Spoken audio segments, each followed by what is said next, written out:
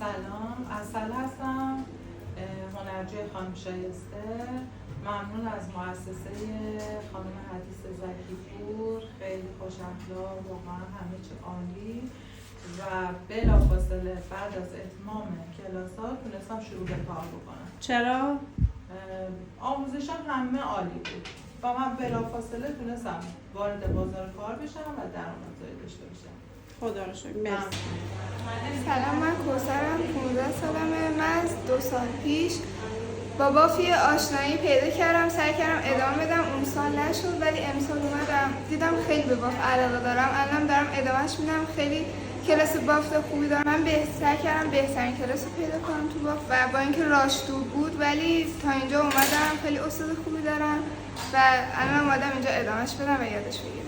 اول که از استادم خیلی تشکر میکنم که صادقانه هر چی میدونست بهمون یاد داده. دوم من اصلا تصمیم داشتم بیام کلاسمو کنسل کنم. جلسه اولی که با استاد اومدم واقعا علاقه‌مند شدم به کار با مواد. ممنون.